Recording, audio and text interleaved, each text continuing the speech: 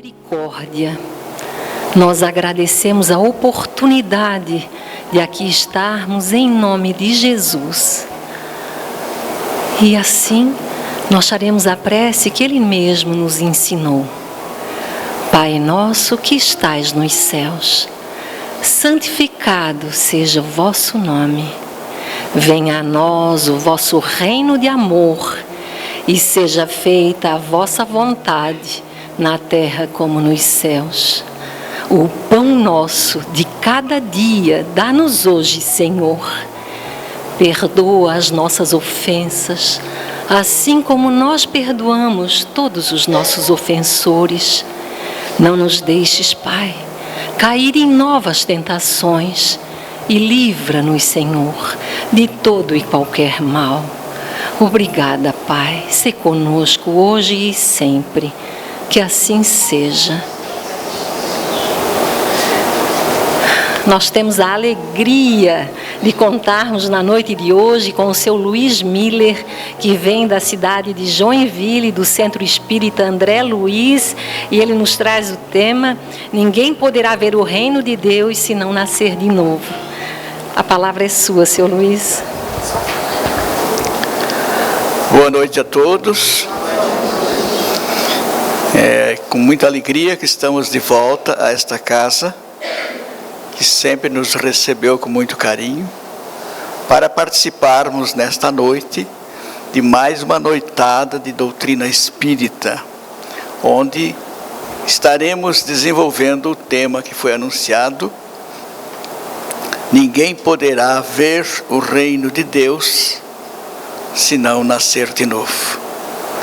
Essa expressão foi feita por Jesus e está registrada no Evangelho de João, no capítulo 3, nos versículos 1 a 12. E também se encontra no Evangelho segundo o Espiritismo, no seu capítulo 4.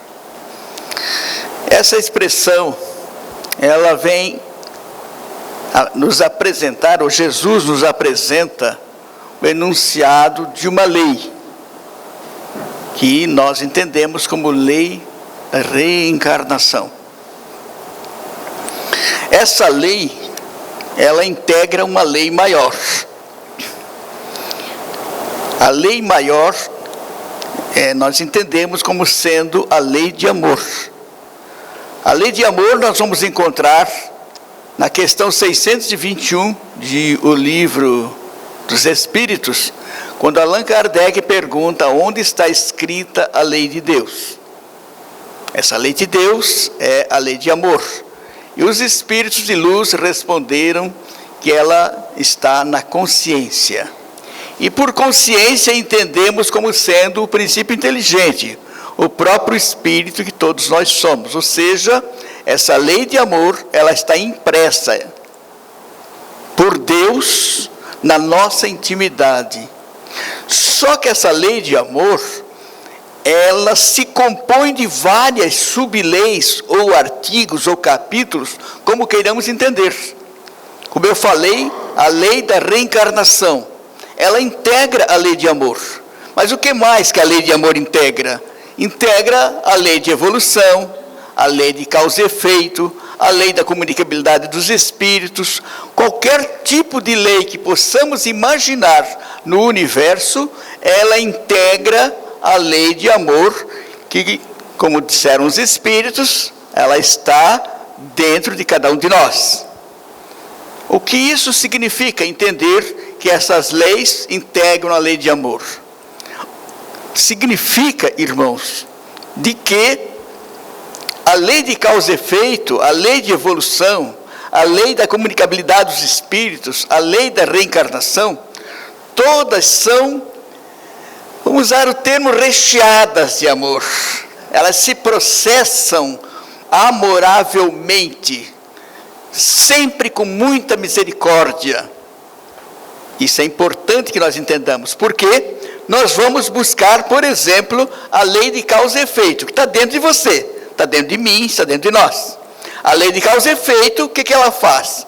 Ela rege as consequências do nosso comportamento, ou seja, ela rege o comportamento. Se o nosso comportamento for bom, por essa lei, nós vamos ter resultados bons. Mas se o nosso comportamento não for bom, em função dessa lei, também os resultados não serão bons. Mas como é que nós podemos ver amor nisso? Ou seja, nós vemos também um outro aspecto que se chama justiça. A lei de justiça também está dentro da lei de amor. É o que caracteriza a justeza da justiça divina, é dar a cada um segundo suas obras. Então, o produto do nosso comportamento, ele aparece, mas sempre de forma amorosa. Por mais que tenha sido um grande desatino de nossa parte, esse produto que vem como sendo um delito praticado, por exemplo, ele não vem sem amor, ele não vem sem misericórdia, ele não vem para nos castigar. A misericórdia que está junto, esse amor que está junto, que é próprio da lei, é próprio de Deus, está a oportunizar a toda a criatura que tenha, digamos assim, a necessidade de ter essas consequências negativas, por essa mesma negatividade, você se render, buscar a redenção espiritual em função da presença do amor que está naquele processo, naquela situação aparentemente desagradável. Então é importante que nós entendamos. E por sua vez, a reencarnação que Jesus anuncia para Nicodemos, no capítulo que nós citamos, também ela é dotada de amor. É regida também por amor. A lei de evolução é regida por amor. Sede perfeitos como perfeito é o vosso Pai, está lá a expressão de Jesus. Numa espécie de imperativo. Ele não diz que, se vocês quiserem ser perfeitos, vocês podem ser. Não, está no imperativo. Sede perfeitos. Só que para isso, precisa haver meios para que essa perfeição possa ser alcançada. Daqui não saireis enquanto não pagares até o último centil, daqui do planeta, né? Não sairemos sem pagar até o último centil. Isso é lei. Isso é lei, então tem que haver meios para que essa lei possa ser cumprida. Até porque nós gostamos da definição de lei quando afirmamos de que lei é uma regra dotada de uma força que garanta a execução, a realização da regra. Não é possível você elaborar uma lei que ela não possa ser cumprida. Então, lei é uma regra, olha só, lei, uma regra dotada de uma força que garanta a realização da regra. Daqui não saireis enquanto não pagar o último centil. Isso é a lei. Qual é a força que está garantindo que essa lei possa ser cumprida? Exatamente a pluralidade das existências. Exatamente a reencarnação enunciada no colóquio com Nicodemos. Porque senão, como é que seria a justeza da lei divina? E nós estamos vendo todos os dias saírem do nosso plano para o plano espiritual pessoas que não pagaram até o último centil. Ao contrário, desencarnaram no crime. Como é que fica? Então a lei oportuniza, exatamente pela presença do amor, inerente à própria lei, oportuniza que esse espírito que delituou, ele possa retornar, ele possa voltar à arena física, evidentemente num outro corpo, cujo corpo será elaborado por ele. Aí nós já entramos nisso, ao falar isso, no processo da encarnação. Aí nós começamos a distinguir reencarnação de encarnação. Reencarnação é a lei, essa lei divina que, como eu disse, integra a lei de amor. A encarnação é o processo. Jesus não pôde explicar para Nicodemos esse processo, porque na época não se entendia, por exemplo, de genética como se entende hoje. não tínhamos na época o entendimento, pelo menos Nicodemos não tinha, e Jesus não pôde responder a ele quando ele pergunta para Jesus: mestre, como pode isso fazer-se? Nicodemos estava querendo saber naquela hora como se dá a encarnação, como se dá o retorno do Espírito. Mas não era possível explicar isso. Hoje nós já sabemos que o Espírito que está voltando, Ele próprio coordena, Ele próprio dirige, Ele próprio é o mestre, vamos assim dizer, da formação do novo corpo. Que por sua vez vai receber a formatação orientada pelo perispírito.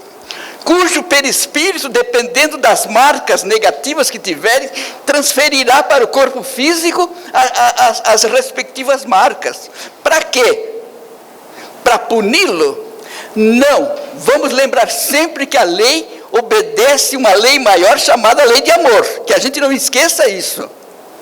Ah, mas o meu filho nasceu com um problema cerebral, nasceu com uma deficiência, isso. E aí, como é que fica? Onde é que está o amor? O amor está exatamente na possibilidade que Deus, esse Pai amoroso e bom, oferece aquela inteligência, aquele espírito, de se recuperar, de se reestruturar para dar sequência ao seu processo evolutivo. Porque nós temos um corpo espiritual que é o nosso instrumento de evolução. Nós temos que ter ele em dia, e cada vez que delituamos, nós complicamos esse corpo espiritual, que precisa ser consertado, e esse conserto vai se dar exatamente através das encarnações, muitas vezes, encarnações com problemas físicos, cujos problemas físicos, repito, reflete aquela necessidade perispiritual de recuperação, onde o espírito em encarnações passadas, por ter delituado, lesou aquela respectiva área, e que depois, no processo novo da encarnação, não teve a condição plena de coordenar de uma forma equilibrada todo aquele conjunto de células que estava ao seu dispor, particularmente as células neurais. Mas também as somáticas também, porque todas elas vão estar sendo, no momento em que após a concepção o corpo começa a ser formado, a multiplicação celular começa, e essa multiplicação ela é coordenada pelo Espírito. Ela é coordenada pelo Espírito, cujo perispírito tem uma propriedade chamada de expansão e outra propriedade chamada de contração.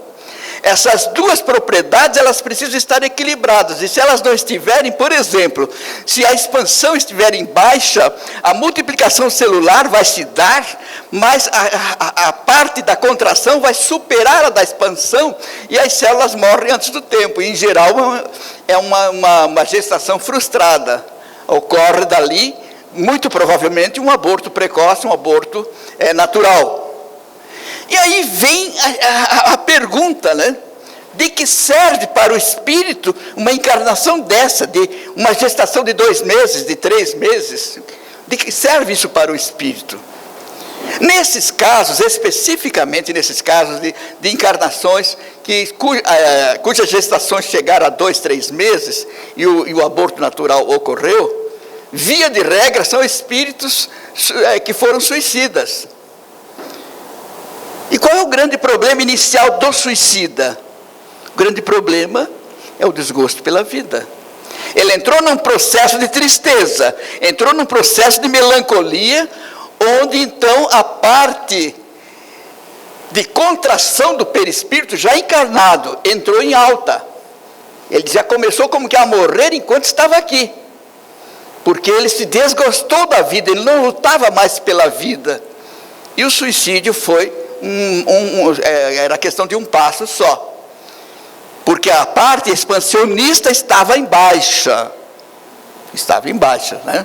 Então, muito bem, esse espírito desencarna pelo suicídio, volta para o plano espiritual, ele leva esse problema estrutural, que ele agrediu o seu corpo físico, por via de consequência, ele agrediu o perispírito, exatamente naquela região em que ele afetou o corpo físico, Numa próxima encarnação, ele vai conseguir uma próxima encarnação? Vai. Mas aquele gosto de viver que ele perdeu lá, ele precisa recuperar. E muitas vezes ele precisa de uma encarnação de pouco tempo, de 2 meses, de 3 meses, para trabalhar, para buscar de novo o gosto pela vida. Ao buscar o gosto pela vida, o que acontece com ele, com aquela propriedade de expansão? Começa a se expandir. E ele volta, e ele muitas vezes precisa de mais de uma encarnação frustrada dessa, para chegar a equilibrar as duas propriedades, porque quando chegar nesse equilíbrio, ele vai poder encarnar, ele poder levar uma gestação a bom termo. Por quê? Porque a parte da expansão que está controlando o desenvolvimento e a multiplicação celular, vai estar em equilíbrio. A outra parte quer destruir, mas aquela que está expandindo está equilibrada, e a encarnação chega a bom termo. Evidentemente que nós não vamos saber depois se essa criança vai ficar 1 ano, 2 anos, 3 anos, vai depender de quanto tempo ele cortou lá naquela existência anterior. Muitas vezes só precisa de 5 anos para completar. Então ele passa, primeiro ele se recupera dessa parte expansionista para equilibrar com a da contração, para depois buscar novamente aquela existência que ainda vai ser um desencarne na infância, vamos dizer, para que depois ele volte a ter uma vida de 60, 80, 90 anos. Então veja que é um processo, o processo da reencarnação, o processo, da encarnação, é fundamental para que o espírito possa buscar essa reabilitação, vamos dizer assim, para que no futuro ele possa coordenar uma nova encarnação, e essa encarnação ser levada a mais tempo, vamos assim dizer, dependendo da sua necessidade, dependendo do quadro encarnatório que ele se comprometeu ao vir para cá. De forma que o processo encarnatório, a encarnação em si como processo, é de uma importância incrível, até porque é ele, como eu disse há pouco, vou repetir, é ele, o reencarnante, que vai coordenar a formação daquele novo corpo. Isso traz para todos nós uma reflexão muito importante, porque nós já estamos na área adulta, na fase adulta. Nós já superamos esta fase, resta saber o que estamos fazendo de importante com esse corpo que hoje nós temos. Porque isso deu trabalho para que pudesse chegar a esse ponto que nós chegamos. Porque, na verdade, a esmagadora maioria de nós já passamos pelo suicídio, passamos por delitos, homicidas, etc, etc, etc. Que isso tudo reflete nas encarnações futuras. Então, Jesus, ao pronunciar, ninguém poderá ver o reino de Deus sem nascer de novo, ele enuncia a lei, e ainda mais, ele está usando um verbo muito importante para que a gente possa separar do seguinte que nós já vamos falar.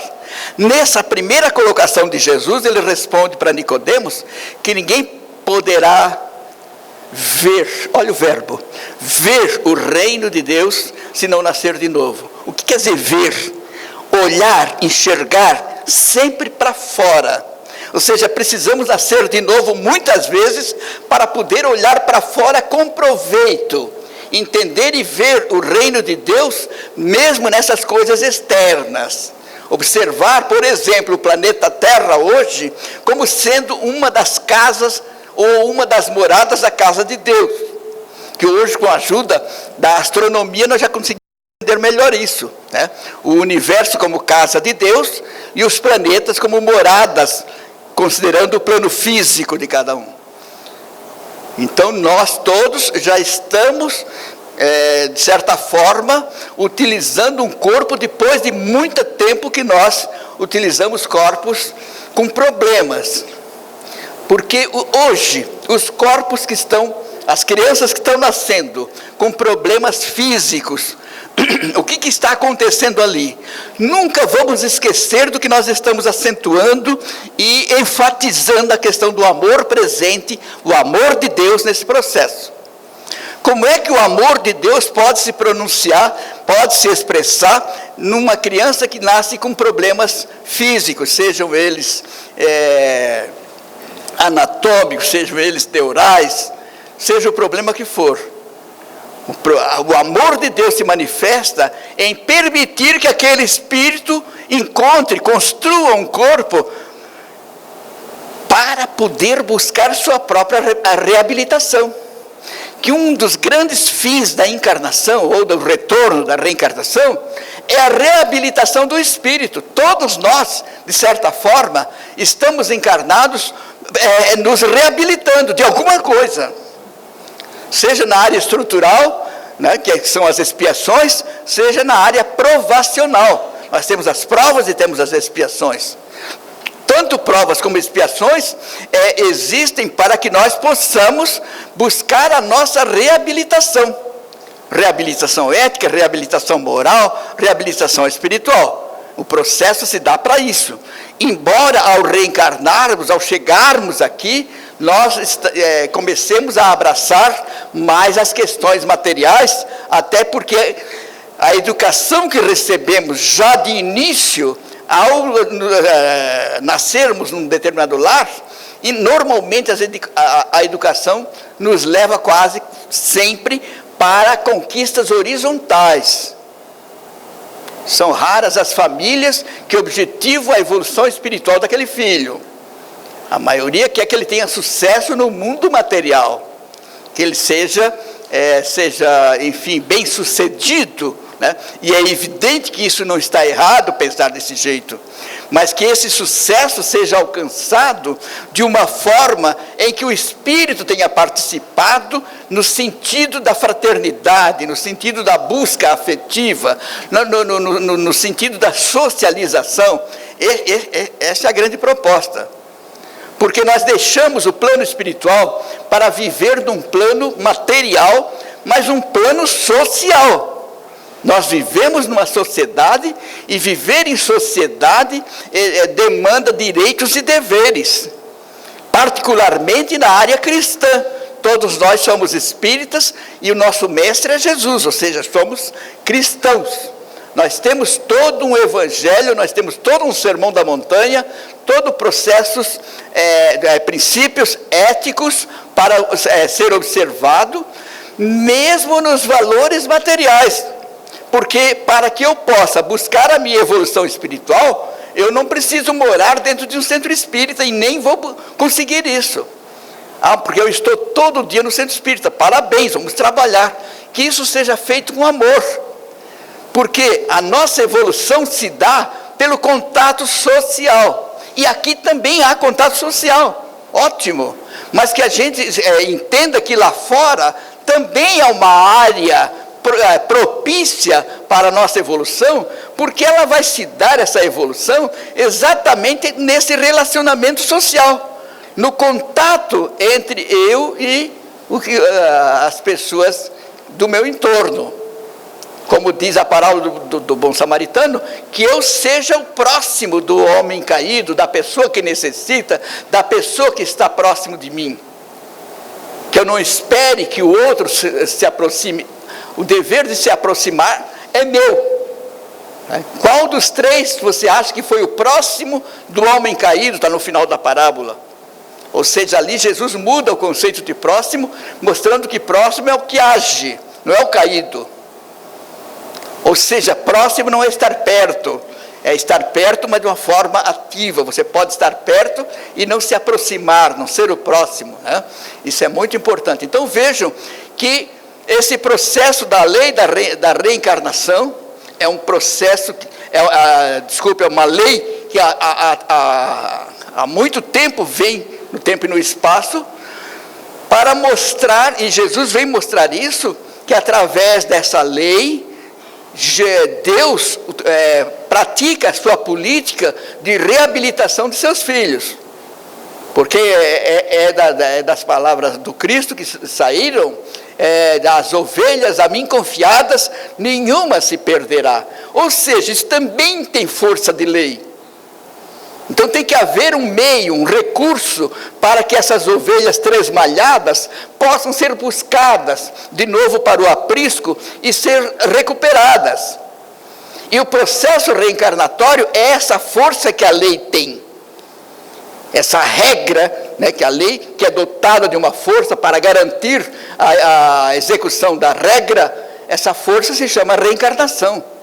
Que através dela, Deus manifesta a sua política divina de recuperação de seus filhos. Para que de fato nenhuma ovelha confiadas a Jesus se perca. Na verdade, todas as ovelhas, quem são? Os habitantes da terra, que Jesus é o grande governador da terra. Todos nós fomos confiados a Ele. Há quem pense que Jesus está querendo dizer que aqueles que aceitam Ele, não é isso. Todos nós fomos colocados para que ficássemos sob a tutela de Jesus. E todos estamos, independente se somos espíritas, católicos, protestantes, budistas, evangélicos, não importa. Jesus olha o espírito, não olha a pessoa, não olha a classe social. Ele veio para cá para falar para o espírito, para que o espírito desperte. Que aliás não foi só Jesus, desde os antigos profetas, a gente observa desde Abraão, Isaac, Jacó, José, Moisés e assim por diante, todos eles falando dessa espiritualidade, falando da existência de Deus, falando de alguma coisa extraterrena, extracorpórea, para que a existência não fosse utilizada apenas para os valores materiais, que, como eu disse há pouco, não está nada errado buscar coisas materiais.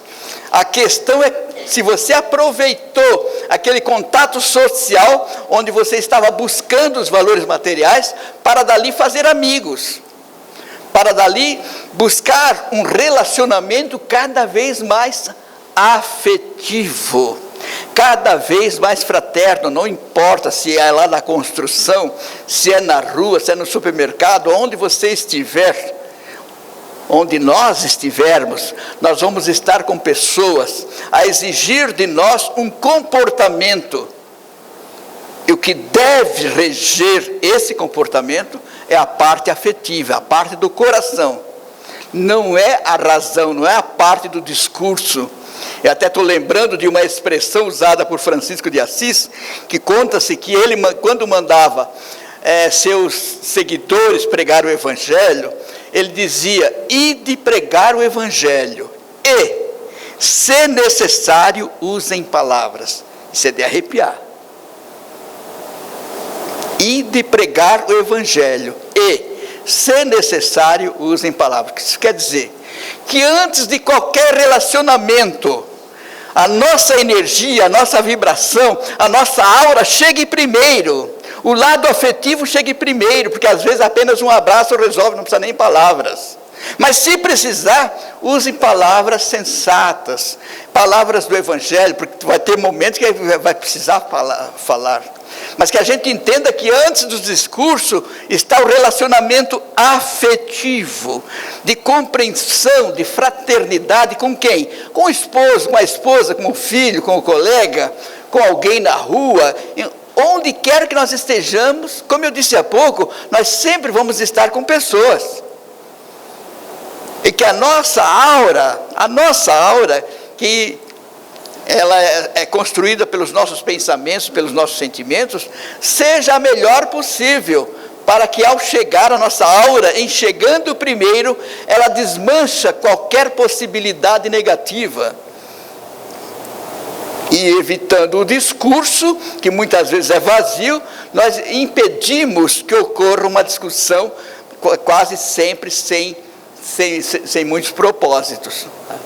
Então, meus irmãos, a lei da reencarnação ela vem de longe, porque há quem pense, vocês espíritas falam de reencarnação, mas o Evangelho, a Bíblia não fala disso, e não é verdade.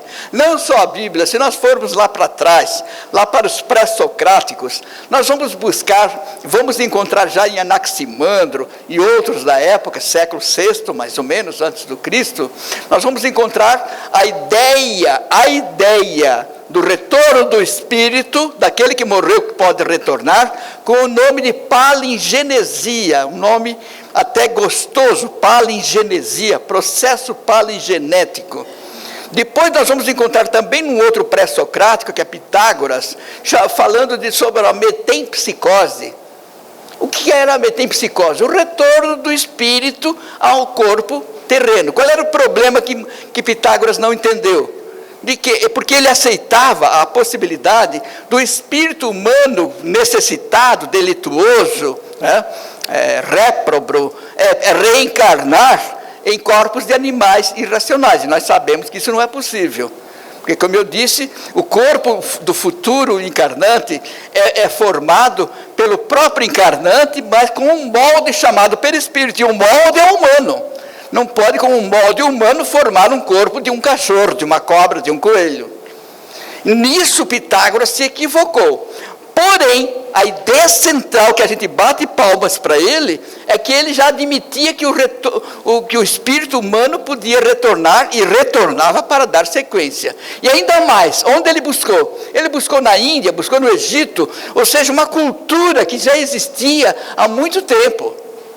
Então não foi o espiritismo que criou. Vamos encontrar Sócrates e Platão também, como reencarnacionistas, e depois vamos encontrar Jesus.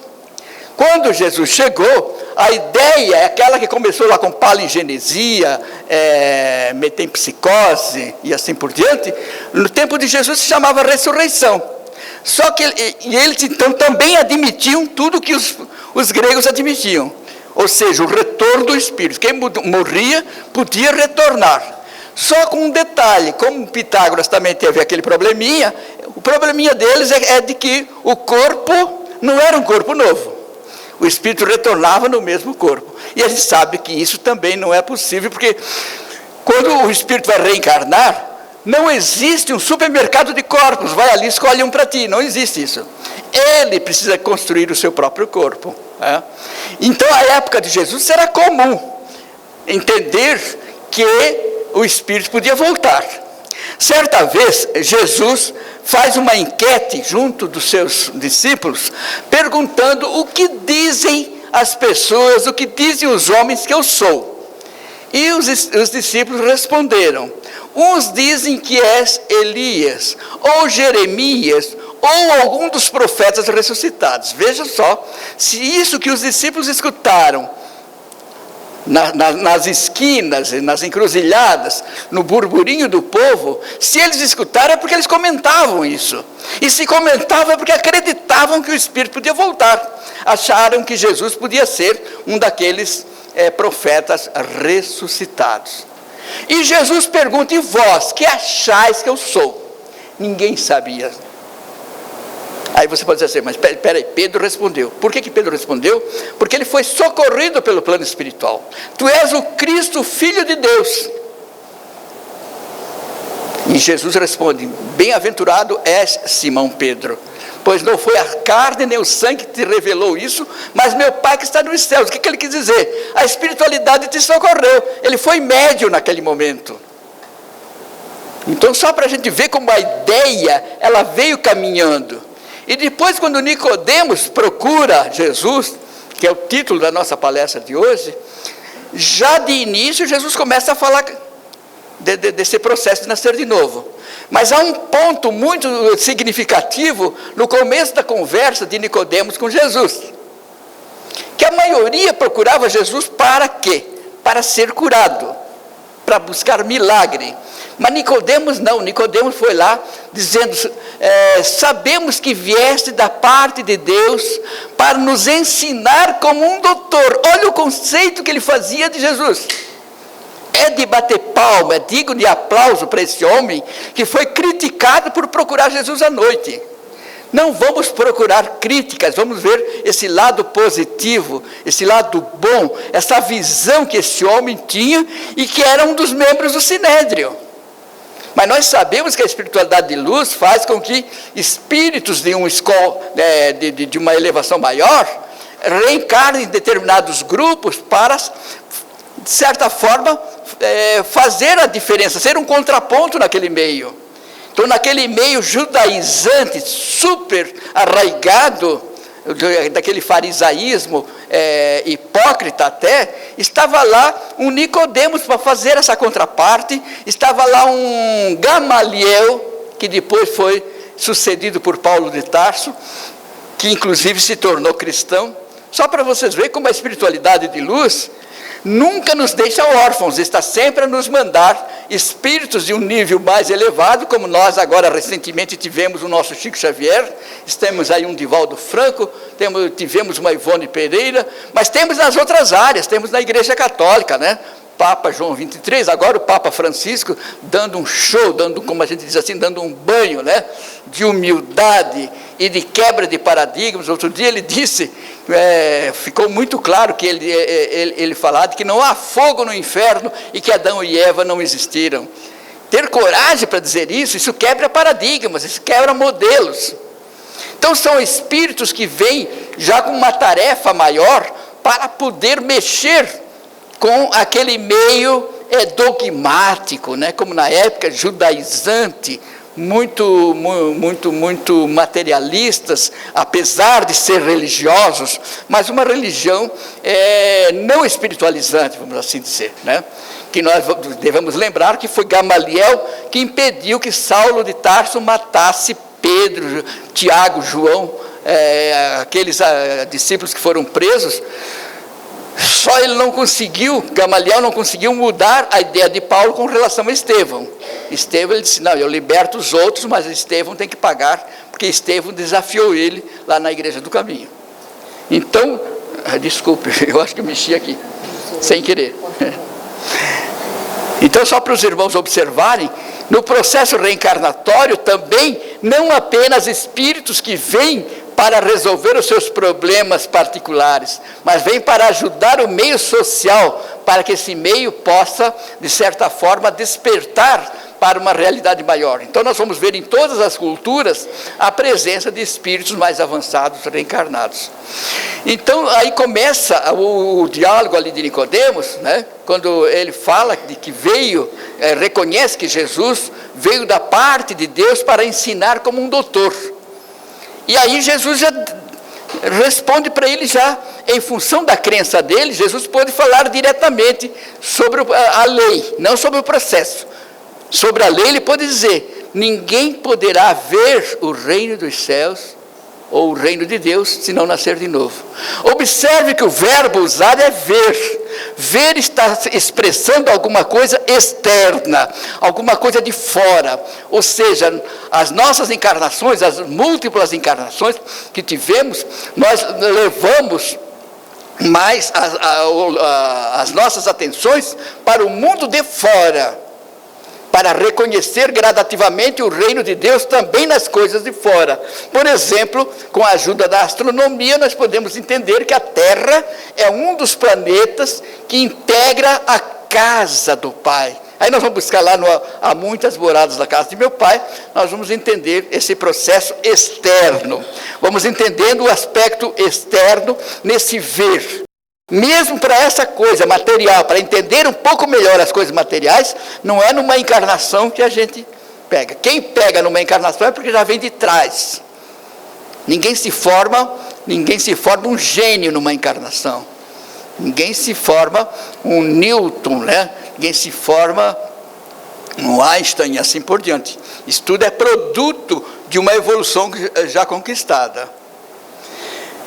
Mas aí Nicodemos fica naquela, né? Mas mestre, como é que pode um homem já velho voltar ao ventre de sua mãe para nascer segunda vez? E Jesus faz uma outra afirmação, confirmando a reencarnação, e ainda usando um outro verbo. Agora é o verbo entrar, primeiro era o verbo ver. Ele disse, Em verdade vos digo que é preciso renascer da água e do Espírito para poder entrar no reino dos céus. Esse verbo entrar é significativo, porque esse reino dos céus, esse reino de Deus, Jesus vai dizer depois que está dentro de nós.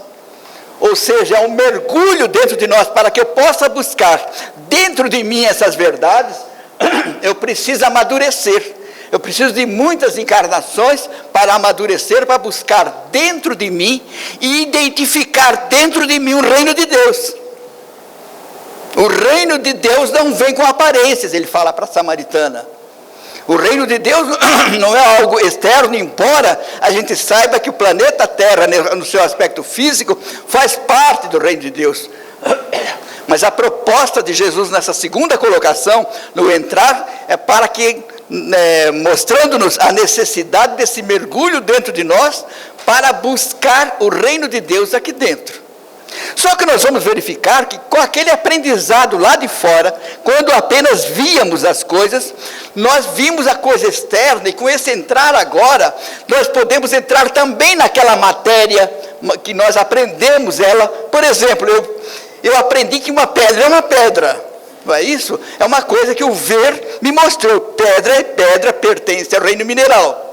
Mas nessa segunda fase, quando eu vou procurar entrar dentro de mim, eu vou buscar também entrar dentro da pedra. Entrar na pedra. O que é que eu vou encontrar ali? Apenas uma pedra? Eu vou encontrar átomos, gente. Eu vou encontrar vida ali dentro. Átomos em movimento. E nós vamos entender que esses movimentos são proporcionados pelo princípio inteligente que começa o seu processo exatamente na região atômica.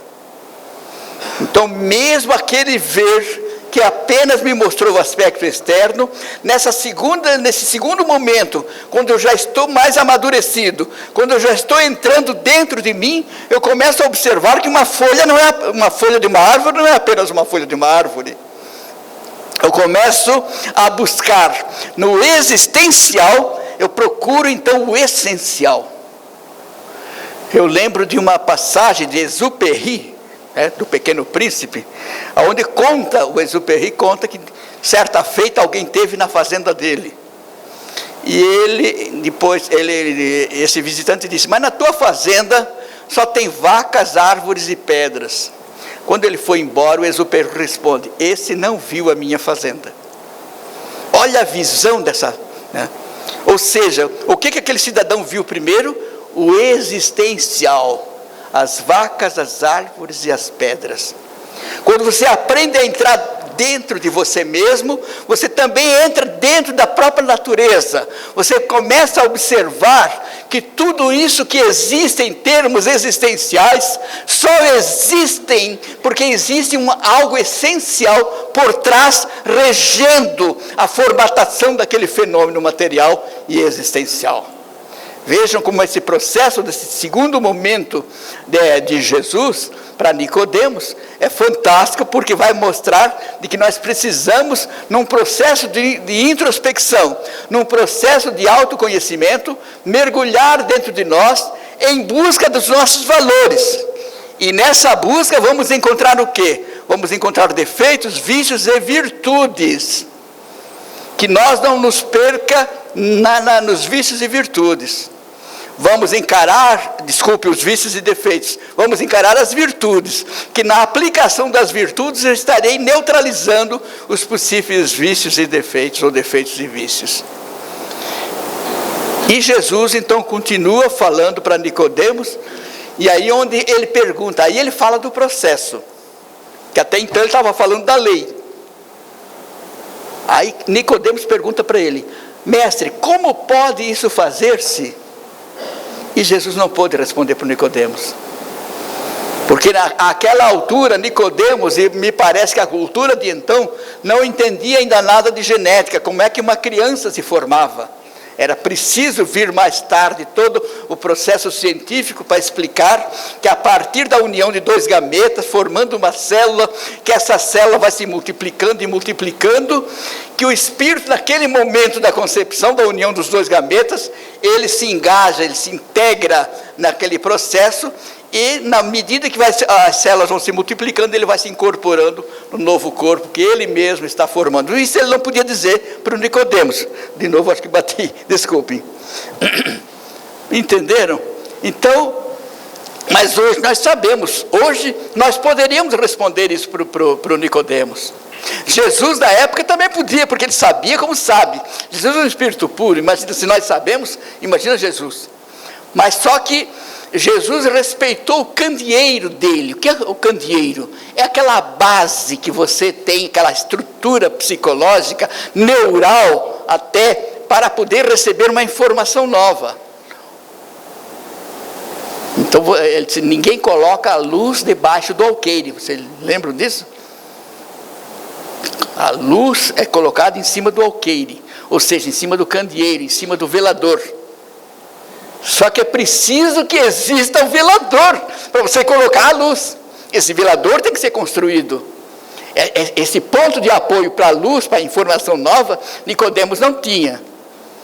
Onde Jesus, inclusive, respeitava esses candeeiros, falando para cada povo que ele falava, ele primeiro ele identificava com quem ele estava falando e usava termos que pudessem ser compreendidos por aquelas pessoas. Se ele falava com lavradores, ele falava de sementes. Se ele falava com pescadores, ele falava de peixe.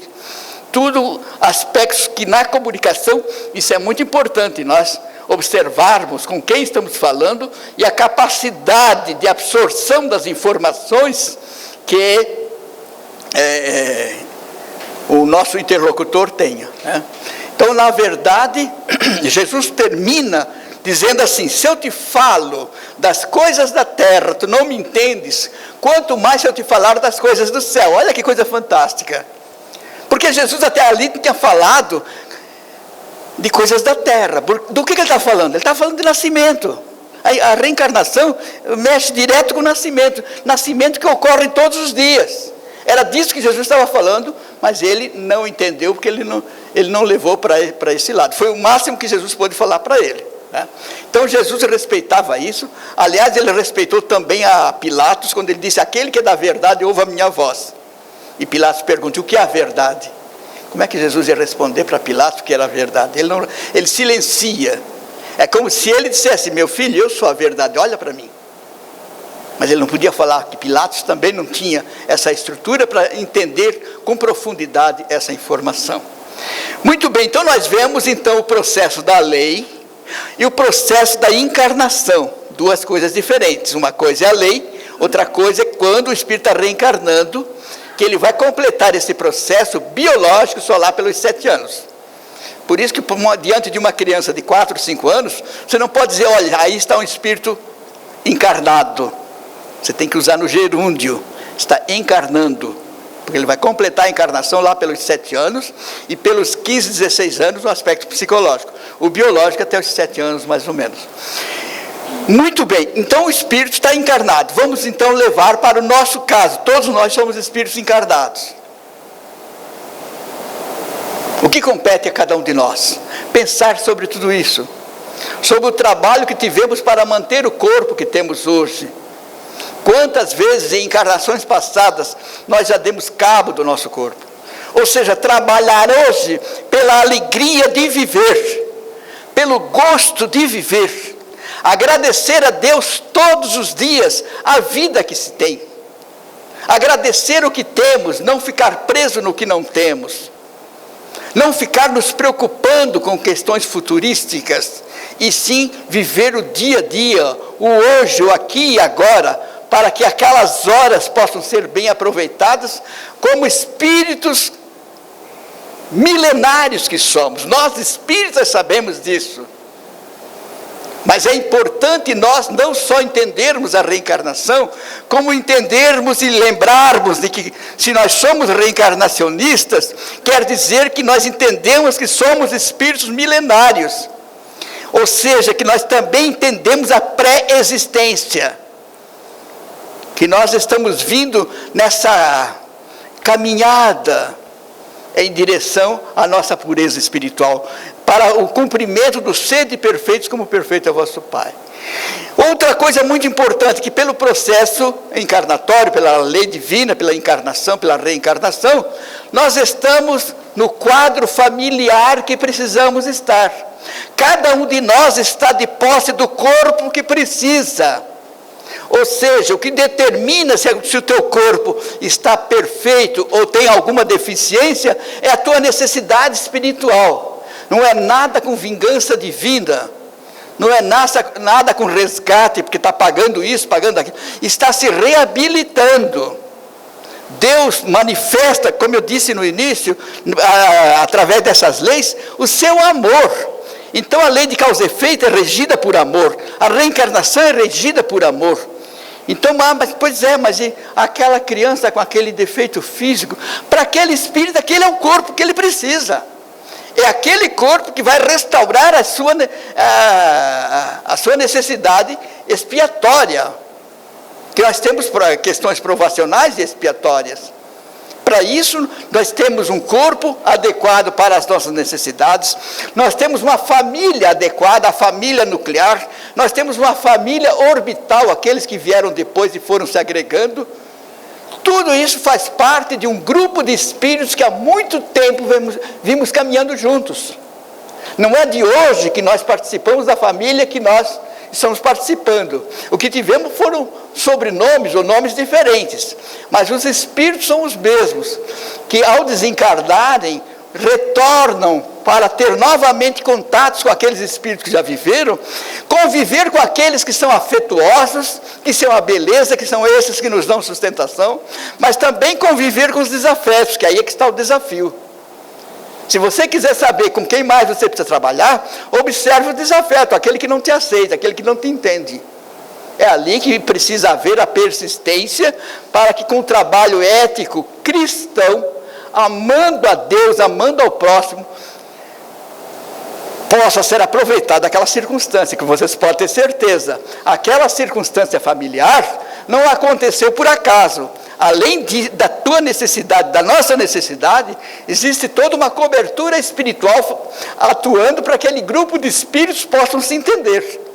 Nós não estamos à deriva, não estamos à mercê da própria sorte. Nós temos Jesus no comando, nós temos Deus no comando, nós temos grupos de espíritos de luz nos auxiliando para que aquela família possa trabalhar da melhor forma possível, aproveitando da melhor forma possível a presente encarnação. E aí, o que eu posso fazer pela minha família? Busque Jesus. Porque Jesus vai nos recomendar amor, vai nos recomendar perdão, vai nos recomendar caridade, amor ao próximo.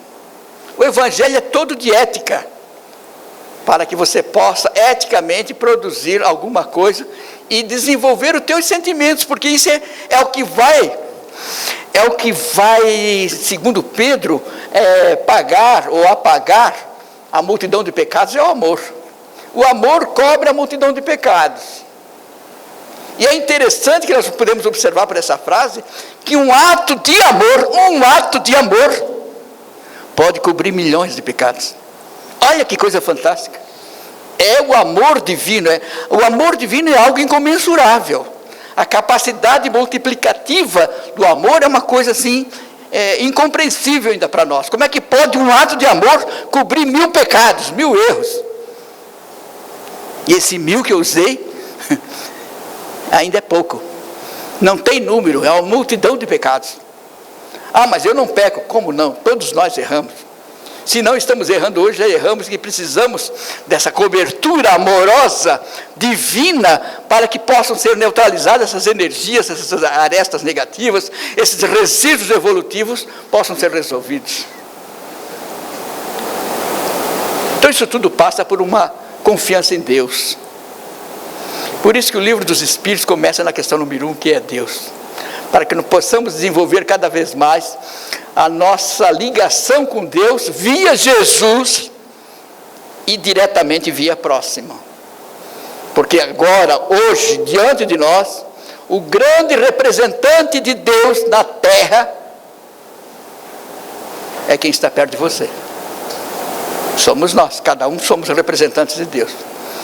Ao eu atuar de uma forma positiva com meu irmão, eu estou fazendo uma atuação para Deus. É como se fosse um compromisso meu para com Deus. Só que para eu cumprir esse compromisso de mim para com Deus, Ele envia o seu representante para que possa atuar. E às vezes ele está até a me agredir, mas é o representante de Deus que eu preciso perdoar. Que nós possamos refletir sobre essas questões. Nós queremos agradecer a atenção de vocês, agradecer a Deus, a Jesus, essa equipe espiritual desta casa, que sempre está a nos dar cobertura, e todos aqui, nós rogamos a Jesus por todos, para que as famílias, os lares aqui representados, possam nesse momento ser abençoados, com essas energias tão fantásticas que estão a nos envolver a todos, que aqueles que não puderam comparecer sejam beneficiados, e que todos nós, ao sairmos daqui, possamos sair imbuídos de muita garra para viver, muita vontade de viver, muita alegria para viver, muito gratos a Deus pela vida que nós temos recebido. Que Jesus nos abençoe, que a sua paz nos acompanhe a todos, hoje e sempre. Muito obrigado, muita paz. Assim seja.